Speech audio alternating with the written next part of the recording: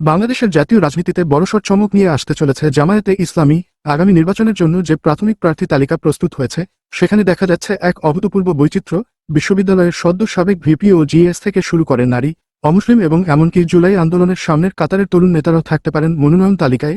দীর্ঘদিন ধরে কঠোর কাঠামোর মধ্যেই নিজেদের প্রার্থী নির্বাচন করত দলটি, কিন্তু এবারে নির্বাচন ঘিরে তারা নিজেদের দলীয় কৌশলে বড় ধরনের পরিবর্তন আনছে। জানা গেছে, সম্প্রতি বিভিন্ন বিশ্ববিদ্যালয়ে ছাত্র সংসদ নির্বাচন শেষ হওয়ার পর ৩ জন নবনির্বাচিত ভিপি এবং 2 জন জিএস কে জামায়াত মনোনয়ন দিতে পারে, পাশাপাশি ছাত্র রাজনীতির মাঠে যারা তৃণমূল পর্যায়ে প্রভাব বিস্তার করে আসছিলেন এমন আরও কয়েকজন তরুণ নেতাকেও প্রার্থী তালিকায় যুক্ত করার বিষয়ে ভাবছে দলটি। জুলাই আন্দোলনের সামনের সারির সংগঠকদের প্রতি সাধারণ মানুষের যে আস্থা তৈরি হয়েছে, দলটি সেই জনসমর্থন সরাসরি নির্বাচনে কাজে লাগাতে চায়।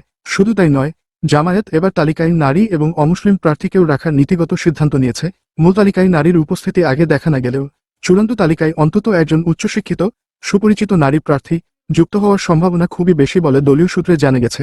একইভাবে অমুসলিম সম্প্রদায়ের একজন বিশিষ্ট ব্যক্তিকেও মনোনয়ন দেওয়ার সিদ্ধান্ত বিবেচনাধীন আছে।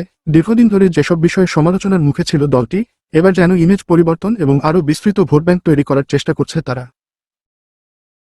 জামায়াতের সহযোগী সম্পাদক ইহসান মাহমুদ জওয়াহির জানিয়েছেন, 14 দলীয় জোটের মতো চাপ টানাপোড়েন বা ভাঙন তাদের জোটে নেই। তিনি দাবি করেন, জোটের সব দল এখন একটাই লক্ষ্যে একমত, যে আসনে যে প্রার্থী জিততে পারবে তাকেই মনোনয়ন দেওয়া হবে।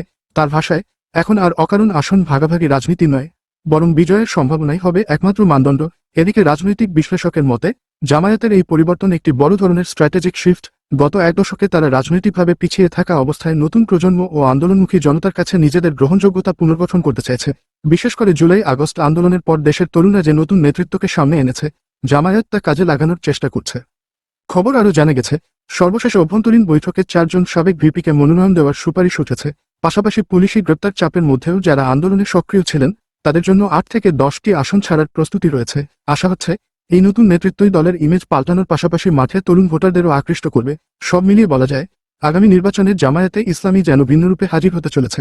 পুরনো বিতর্ক ছেড়ে নতুন প্রজন্ম, নতুন মুখ, নারী নেতৃত্ব এবং জোটের ঐকমত্য সবকিছু মিলিয়ে তারা একটি ব্রড বেসড নির্বাচনী সমীকরণ তৈরি করছে। এই তালিকায় কিনা আগামী জাতীয় রাজনীতিতে বড়সড় চমক দিতে পারে, তা এখন সময়ই বলে দেবে।